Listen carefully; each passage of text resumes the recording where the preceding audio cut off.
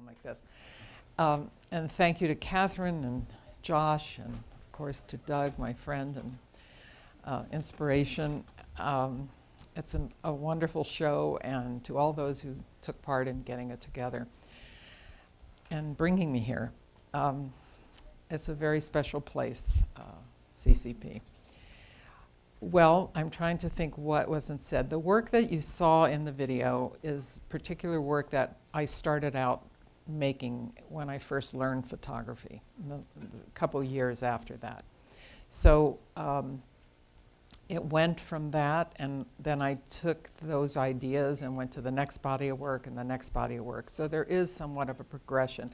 And I thought I would talk about the works that are in the gallery, because some of them are from the same group, but there's a couple that are from different groups, and then we can just have a conversation.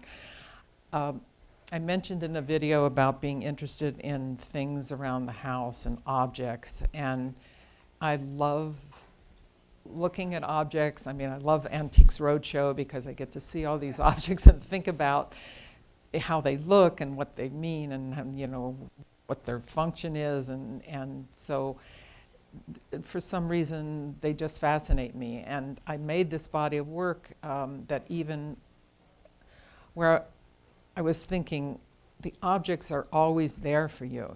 You come home and they're where you left them, and you can count on them. And the way that furniture is touched, it starts to make, you know, the wooden arm of a chair starts to show the wear. And so it's somehow comforting, but the people in your life, it's more problematic. And so I was making this group of pictures where the people were moving and the objects were steady. And then a couple of those. But we start with this. So this body of work, this is very weird. It's sort of a continuation, because the woman with blue bow, I mean, she's in the kind of dress that we used to wear for formals in the 50s. And so there's and that ribbon around the neck. I think even Leslie Caron used that in some of her films. But so it's supposed to be a fashion statement, but you know, it can also be, if it's just a little bit tighter, it's sort of binding. And so I was thinking of that ambiguity there, and just setting a scene. And so there's these lovebirds, and there's a little red around her neck, and so there.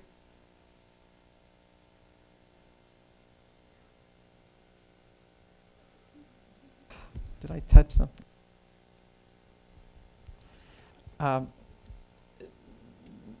So they tell just by setting the scene, you're telling some kind of a narrative. When a stage play, when the curtain is drawn, or you walk into the auditorium and the stage is set, you already know something about what you're supposed to feel by the lighting and the props and what time period it is, and even before any action happens. And so really these are stage sets to me in some way, in a very humble way, because I'm just a photographer. So okay, I can go to the next one. Okay, Man in Tie. The sexuality is in this one as well. I'm focusing on his mouth. The eyes are in shadow so that all the focus is on the mouth. But then there's this tie that he's wearing that's pointing to the lower part of his body. But that's what men's ties look like. And so I was always trying to find something that would look rather normal every day, but showing it in a way that focuses in a special way. And also his androgynous figure was something I was interested in from the beginning. And that continued. Okay. Maybe I'm going too fast, I don't know. Anyway, Cake, Hat, and Pillow, that was a little different. I tried to think about still lifes, because I was doing these still lifes, and in a still life, usually the objects, there's some in the foreground and the background and of different importance. And I thought, well, what if you took the objects in a still life and put them all so they're equally important? And so this is the way I did it. And this one became rather iconic. It's just on the most simple level of three shapes that are similar, but three objects that are very different in meaning. And how we always try to make relationships between things when you see them together. And so that's what all artists do. And I don't know what the narrative exactly of that would be, but you could have a lot of fun thinking about that. And as a side, because I love food so much, and because when you're shooting, I get a little anxious and nervous, and so I'm just starting to eat the middle of the cake out. It's just a shell, actually, and I put styrofoam. I just thought I'd throw this in, or foam rubber in to hold the icing up, and so every time you look at that, you'll know that that's what happened. You know, it smells sweet, and it's right there, and a little bit starts to turn into the whole thing, yeah. But I did get the image, so. And I was aware that there's a little crease in the pillow, and then there's in the icing of the cake where the icing was put on, the spatula, there's a little crease there. And I thought about the background, like the fabrics that they're sitting on. I don't know how much you can see on this slide, but in the show, you know, there's little patterns and textures in it. So, and the backgrounds too. So I was always thinking of those kinds of things, just because the pleasure of aesthetics is something I still enjoy. Okay. And I guess everyone wants to call this man and fan, but that sounds so terrible. So I said it's man and red curtain, because actually the most fun about this for me, one of the things, is I just love at the top of the red curtain where it's gathered and the light is on it, those little gathers up at the top. I just think that's so nice. And so this was from that series where the objects are steady and everything else is moving. The people are moving. They come in and out. And that particular fan looks like, I guess it was made to look like electricity, or the waves of air. And they don't make fans like that anymore, but I just think that was an ingenious thing. And it's such a dark, heavy object. It was just fascinating to me. It's kind of evil looking, like some little kind of spider thing. And then it's cutting right across the nipple, even though it's not even touching him, of course. And he's just running his hands through his hair and the movement of that against the fan that is so steady is what I was looking for. Yes, we could do. And the last one, which is the title. I was very honored that this was in the show and that the show was titled this. And but this is about performing like I'm doing now, and like we all do all the time, are called upon to perform, if not in front of other people like an audience, but still we're all performing, and I wanted it to look easy. But because I'm a little on the nervous side of performing, I asked a young woman to do it so she could look like she was at ease, and so her flesh wouldn't fall when you stand upside down. Even though I did this in the 80s, you know, I was much younger then too, but I just wanted it to look like, no problem, you want me to do a handstand, I can do that. And there she was. So, but she, you know, she's a little coy, with her leg. Anyway, that just makes a better line. And the curtains are just da-da, you know, there it is. So gold curtains seem to me the epitome of performing. That's what I found, and I thought perfect. And it's sort of like opening up to this whole world of fantasy, art, culture, performance of all kinds of things. So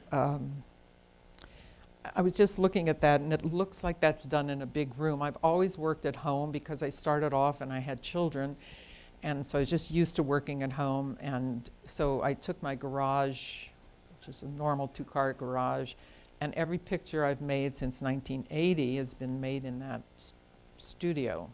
Part of it was even a dark room, and it's still that way. So it's amazing how the camera can fool you because it looks like a much bigger space. And so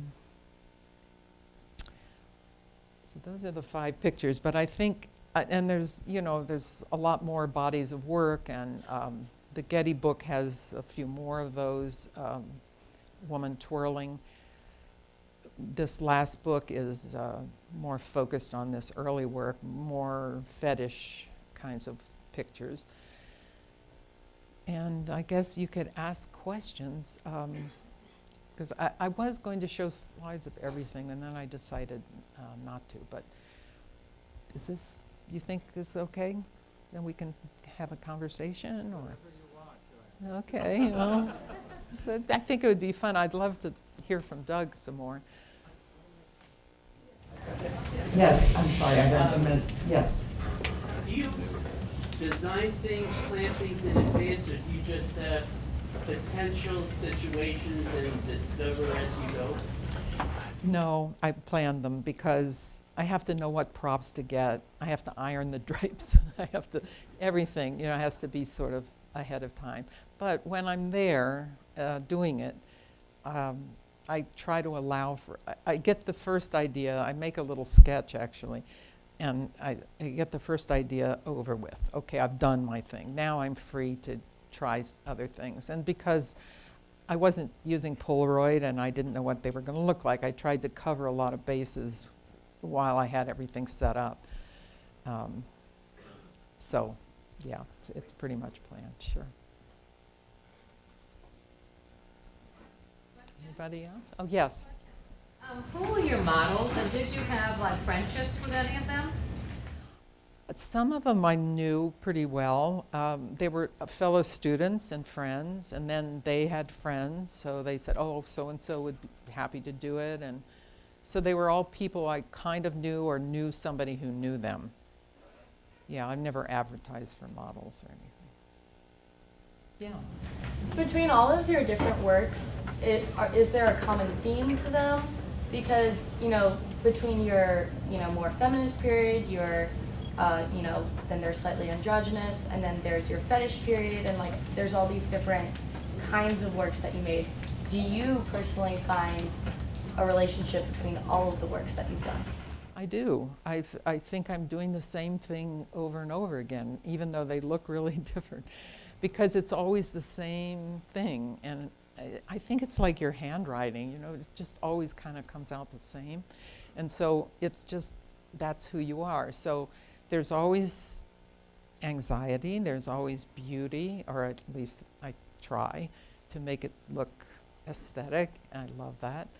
And usually it's interiors or domesticity, something in that realm of the familiar, but because the oddest things happen in the familiar realm, right? I mean, the truth is stranger than fiction sometimes. And so there's plenty of material, because that's kind of where psychologically, emotionally, where I live. And I think most people do in the home. So in exploring either the objects or people in the objects with, or different ways that the objects can be presented. I just looked at some pictures that are in upstairs, and I made some little furniture because I could control that. I wouldn't have to be dragging furniture, getting furniture in, and so on. So what was in my power, I could make the furniture, make it look a certain way, and do some things on a tabletop, and iconic things like plant, bed, chairs. So I think that's what runs through it. Are there autobiographical aspects to your work? You know, I think with every artist, well, especially those that set things up, not exactly autobiographical, but certainly I'm in them. And the pictures where there's movement and the objects are steady, that was a particularly rough time. And so that was, yes. Yes. Yes. When you set out to do a series or a set of photographs, do you want to stick with one idea that is exactly what you schedule?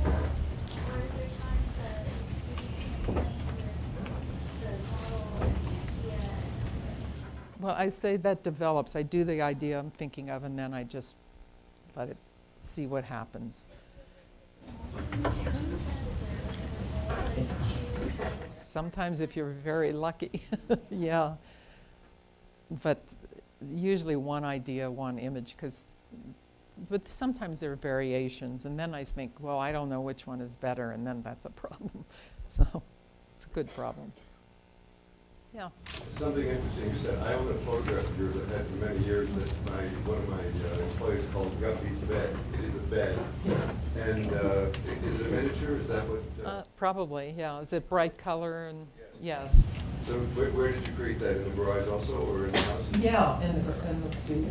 And was there a period you were going through doing miniatures like that? Or Yeah, it was. As I said, it's just easier than getting all these different kinds of beds. And so it wasn't any particular bed, it was kind of the iconography of bed, the essence of bed, the pillows.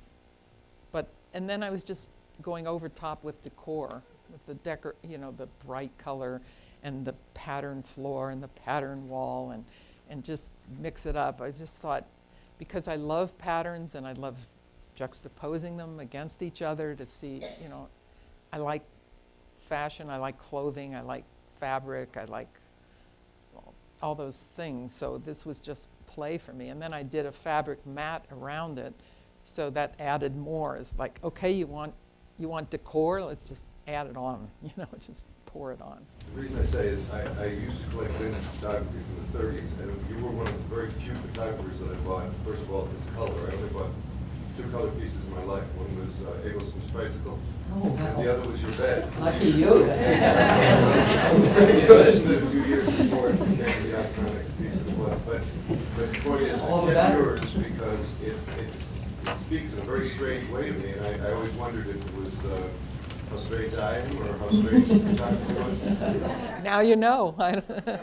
Don't tell us. That's funny. Well, glad you have it. Okay. So, you can tell me what to stop. There's more hands, but. Okay, sure. There's one person that's got her hand really insistent. Yeah. Do you ever find that you get attached to your props and you want to keep them? I do keep them. Some of them, yeah. I'm sorry, yeah. I still have the parrot, I have the sailboat from Parrot and Sailboat. So, and of the lamp and woman twirling, and yeah. Let's give Jo Ann a big hand. Oh.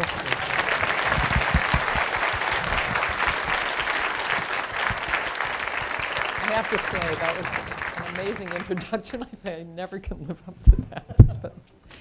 You already have. Yeah, right. Okay.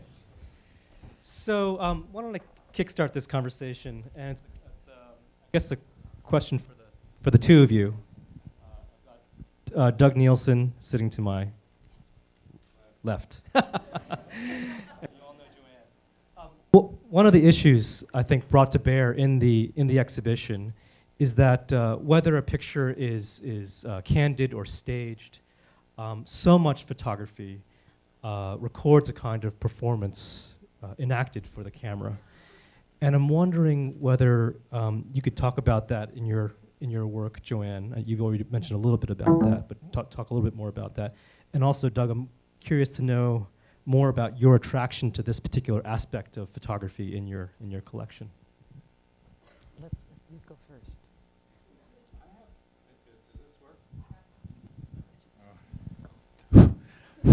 I have to start by saying, in all my life, I never thought of a man's tie as an arrow to his crotch. That is amazing. I learned that tonight. I'll never see it differently. You're not wearing one, I noticed. I'm not wearing one. When you started the question, I didn't know who you were directing it to. The first thing I thought was, I think every photograph is in some way an accident. I think there's a happy accident. It's set up, and as much as we try to control it, and the same is true in choreography, as much as I try to control everything, it's the accident that I really enjoy. And I know when you use film, you know, it's a choice on a contact sheet of maybe 36 shots, so that there's that choice from the contact sheet as well. So there's an editing process. But I think I'm always attracted to something that looks controlled, but at the same time is on the edge of some sort of danger. Like the handstand. I mean, it looks very secure, but at the same time, I know a handstand isn't forever. So Right. There were many ups and downs. there were many ups and downs, right? But this one stays forever, and she's just looking peaceful and happy. And I think, too, that's the part of the magic of photography, where you don't know what you're going to get, and that's why you do it.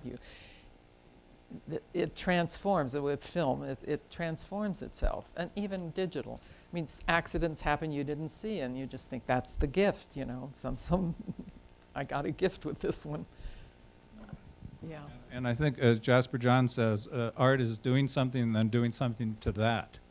And I know I have a reputation in the School of Dance of changing my mind, but I always defend myself that I'm not changing my mind. It's evolving, it's developing. Like one idea leads to another. It's not like I'm going to do a different dance. This dance is evolving, so that's not changing your mind. But I like that concept of, you know, something happens that you didn't expect, and then you do something more to that. Yeah. And then eventually it becomes something that you didn't think of at all. But you still get the credit because you set it up. That's right. Yeah. Okay.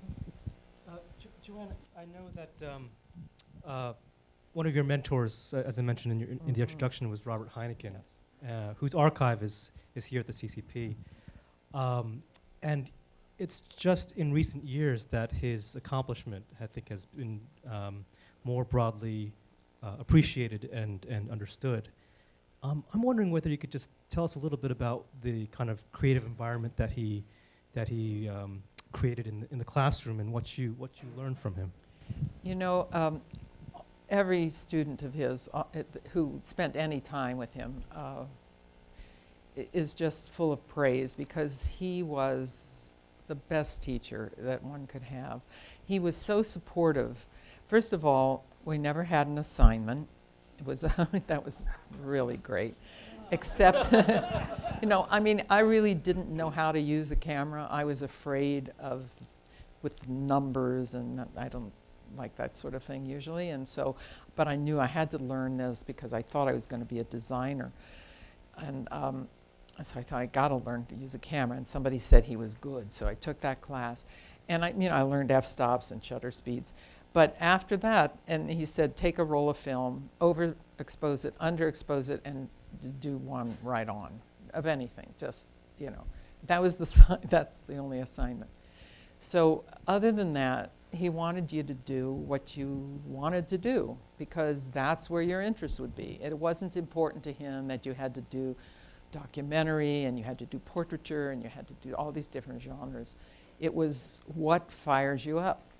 And so I remember I tried to go outside once, and I looked at those pictures and I thought, this is the most boring thing. It's just like mine were, and never, you know. So I just looked at what was going on in my life. I was ending a marriage, I had 2 children, there was all this the times, and I was very afraid of how I'm going to support myself as an artist, and I said I never wanted to teach, and of course I've been there 38 years. So you never know, never say never. But anyway, so that's, and he was supportive in that. His best praise would, he'd say, "That's pretty interesting. That was really good." If you could get him to say that, "That's pretty interesting," then you knew that it was on the right track. So I worked really hard. I wanted to make work every week so that when I brought it in, he would talk about it. And I even remember, I'm in my 30s already with children, and I remember one time I brought in work because I was the only one that just kept bringing it in. And he took somebody else, and there wasn't time for mine. And I remember that. It's like, you know, you remember in kindergarten when your teacher didn't call on you or did call on you or some silly thing. I remember that. I was so disappointed I had this work and he didn't talk about it. But, so that's how important he was. And yeah, it was a rare teacher. And really, he did change my life because I thought, design? I don't want to really be a designer. I'm going to go back into fine arts. So, Jo Ann, how about his subject matter? I think one of the reasons why it's taken so long for the mainstream art world to truly embrace his body of work was how up close and personal he got, and confronting the sexual mores of his time.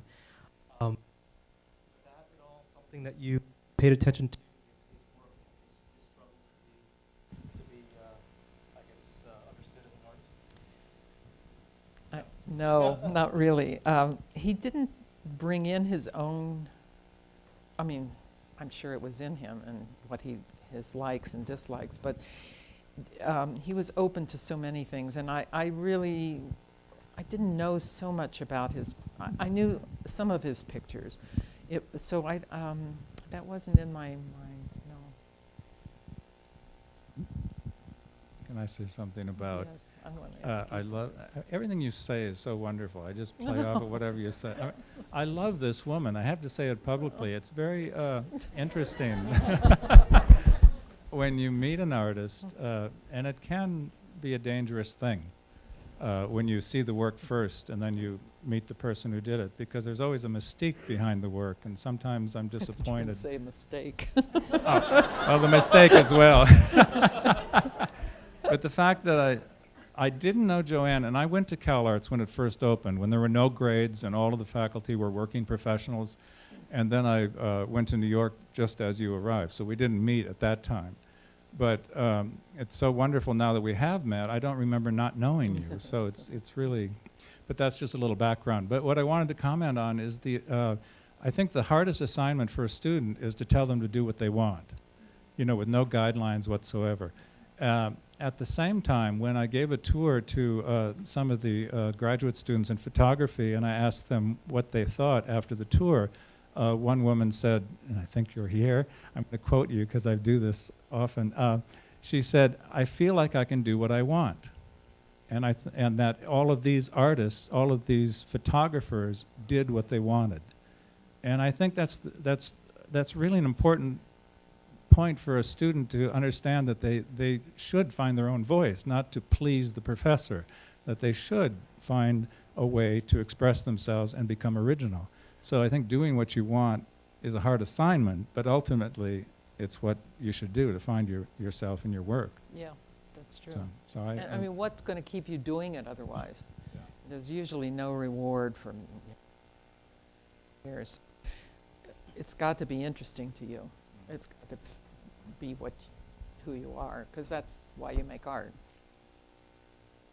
And it has to be autobiographical because you made it. If right? it's literal, but in that sense, yeah, yes. you're in there somewhere. I mean, even if it's just your imagination.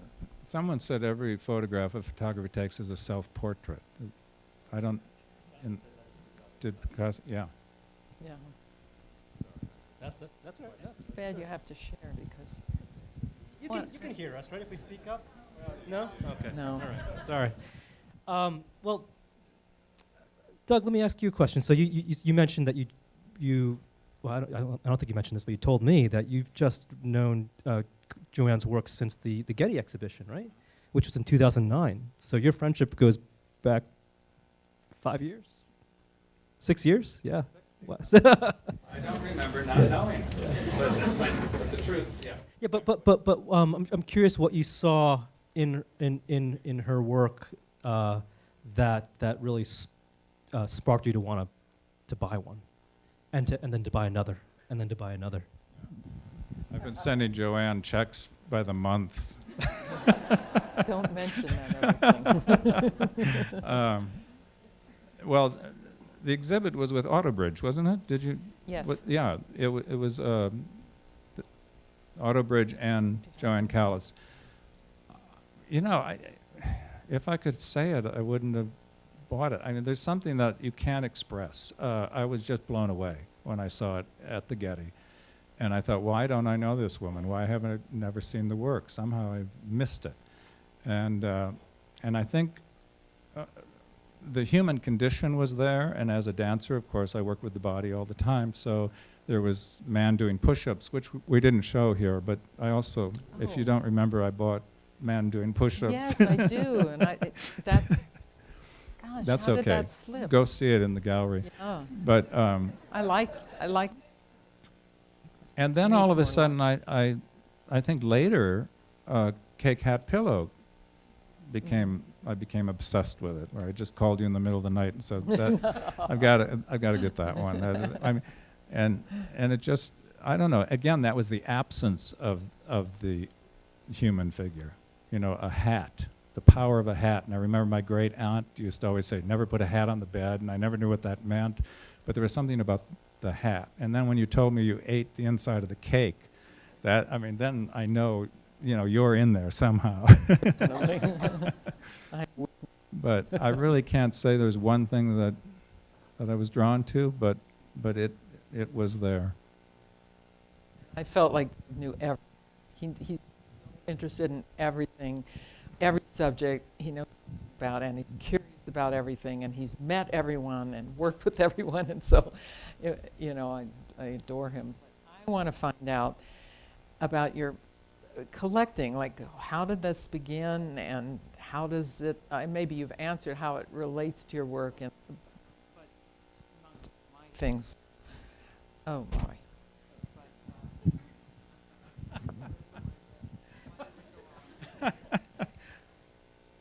I don't know. Oh, there it is. Yeah. Okay, so talk about that. It's like in the nursing home when Yeah. Or if you sleep on it, and your neck is okay. What do you want to know? I just how did you get to collecting? Oh, I don't know. Like, I don't know. Actually, what is that bug about? Because his you know, I home is never thought it was full. important. I never thought it would ever be at the CCP. That was never my objective. It just happened. One thing led to another. I mean, I started, I guess my college roommate, Charles Hovland, did a photograph. He had no money. I had a little money, so I gave him money, and then he gave me that. I think there's a sense of supporting the artist, even though I might not have that much money. I'll have maybe a little more than they do. There's people will always say, "What are you going to do with it? It doesn't match the couch, or you know, whatever." I think it doesn't fit. Where are you going to put it? I've never asked myself that question. I've just responded to it and somehow managed on a professor's salary to get one. And it's been a long haul of 40 years, and it's a commitment, and it's just wonderful to see it in this way because I've never seen it objectively. I've never seen it through other people's eyes. People come over to my loft and they say, "When did you get that?" And I said, "It's always been there, you just never noticed it." You know, because it's so packed, it's so salon, you know, floor to ceiling. But I really have to say I don't know. Isn't that a fair answer? Yeah. Yeah. That's compulsive, I think. That's just cute. Yeah. Although I have a degree in psychology. So. Oh. Question from the audience. Don't you think the ingredient, don't you Can you think, speak up a little bit? I'm sorry. don't you think the ingredient in a collector or in an artist is mystery? Don't you love Betsy Babb, ladies and gentlemen? Thank you for that question. Mystery. Yeah. Do you want me to say? I mean, yes, Betsy. Yeah, you're a collector too. Yeah. You know, I mean, I remember when you told me is the Morris Louis, or what painting was over your crib? Right, and how you just kind of grew up with it. Yeah, I mean, there is a mystery. There's something you can't explain. You have to think of a collection. Every photograph in there was a choice, and it was also not anything else. So it's sort of an elimination of. There are some photographs where I think that would be great in a book, and I'll just look at it in a book, but it doesn't hold the wall. It doesn't keep my interest. But I've never regretted ever acquiring a photograph. It always keeps me inspired and interested. And now my dancers have responded with movement studies from each image, and that's been wonderful to watch. So it's a wonderful thing to share that way. But it is a mystery. Doug, as you've been collecting, as your collection grew, did it start working on its own, leading you to the next thing to collect? No, I don't think one thing led to another. No, I think each one has an individual moment. Probably when there's like Jo Ann Callis or Nancy Burson, where there's kind of a show within a show, those maybe led to each other, but otherwise, no. Is this Q&A? Yeah. Anyone else in the? I have a question for Jo Ann. You mentioned the fan cutting across the nipple, and you mentioned the highlights on the top of the curtain. And I looked at that before you mentioned it, and I thought, I wonder if there was that a particular image that you selected because of that, or was that the image and then you noticed? I mean, how many contact pieces did you do to get that crossing the nipple? I don't remember it, but probably a few for sure. And you know, I'm not even sure that I had that in mind. I think I just probably noticed it, that it was doing that, and I thought that was one of those gifts, because that hard metal cold against the nipple would, you'd feel that, and yet nothing is going on. It's just the way you set up a photograph, the way the camera sees it from one point, that makes that happen. So I don't remember, actually. I guess I could make up an answer, but truthfully, I don't remember. No. It's good enough that you choose it. That's because that's the art of it, too. A lot of it. When I look at your photographs, I see a painterly quality to them. Not just in terms of the light, but also in terms of almost a reference to classic painting, maybe Dutch painting or Flemish painting, in the way things are set up. So, you know, as an artist, I'm sure you're influenced by lots of other artists, but are you particularly interested in classical painting or? I love painting, yeah. And of course, in Dutch painting, still lives, that light, Vermeer, of course. And yeah, if I could be a painter, I probably would have been. It's too late. I'm a painter and I wish I was a photographer. Oh. I'll switch. We've heard about your process in terms of, it's a thing that you work on, you plan it, you go forward, you have this experience of your model in your situation, and you come out with a piece at the other end. That's a time-consuming process. What's it like as a collector? Is it an instant decision to acquire? Do you compare? are you choosing between alternatives to acquire at a given time? Or do you just say, man, I gotta have that? It's mostly instant. Yeah, I have to just trust my instinct and respond to it. Of course, you don't just write a check right away. I mean, sometimes you go back and think about it, but yeah, again, the I don't know answer kind of goes with that. But I do know when I see something and it speaks to me. And some people have asked me, what do you mean it speaks to you? I said, I don't know what that means. I just know it's speaking to me. It's a very, you can't put it in words.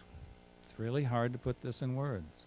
But I know when it happens. I feel it. And of course, you know, art, when you talk about great art in Picasso or big paintings, it's totally out of my range, so I could never, you can feel passionate about that sort of thing, and you can't acquire it. It's not ownership. I feel like I've borrowed all of this, and it's temporary, and somebody else will have it when I leave. And I've made a vow that I'll never sell it. So I'm just going to pass it on. So does your collection or individual works inform your choreography? Oh yeah, it has. Yeah. Let's see when I can think of. Well, the Annie Leibovitz, like the dancers are dressed in that way, the white tops and the black pants. The Annie Leibovitz of Cindy Sherman and women that look like Cindy Sherman. That's been an influence. Let's see. I think the Laurie Simmons ventriloquist, the dummy. I did a piece called Regret that was based on that. And sometimes it inspires work that isn't direct there, you know, where I'm not trying to illustrate it, but it does enter into the work. Yeah. Choreography is like painting in space or taking a photograph that never stops. I mean, the wonderful thing about this exhibit is I know it's going to be here tomorrow, but my dances evaporate the second I do them. And, you know, a few people have seen them and it's gone, and there's no proof. So maybe an answer to your question about collecting would be that I just know it's going to be there when I wake up. And it's something that I embrace in choreography that it won't be, but at the same time, sometimes I wish it was still there. It's a fleeting moment. I think we have time for one more question. Joanne, what made you continue with photography instead of going into design? I was never going to be a designer. I was trying to think of how could I make a living, and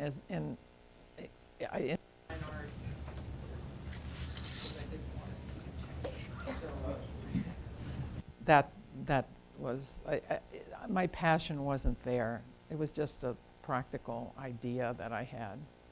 So yeah. That feeling of when something moves you is just, I know. Yeah. I was talking to Doug in the car today about Pina Bausch and this woman that tries to jump into a man's arms, and he holds her for a moment and then he drops her. And she continues to try to get loved and held and protected. That's how I interpret it. But it's really, she just keeps jumping on him, and finally she's just jumping and falling on him, you know, on the floor. And I just think that image is so powerful and she was able to, because it goes really deep into wanting to be cared for and held by somebody else, and the impossibility in the end of, and like, we're all alone. So, I mean, so art can, you just talk to those places that you just don't talk about every day. Well, with that, I want to bring this, draw this conversation to a close. Excuse me, we are on time. Got some performances that have to start. Thank you. Thank you. Talk, Doug. And I just wanted to mention one other thing, is that we do have a door prize, which is a signed copy of Jo Ann's retrospective book that was published by the Getty. I think we are taking the business cards in some sort of bowl, and we'll do a drawing, and we'll contact you if you've won. So thank you, and please enjoy tonight.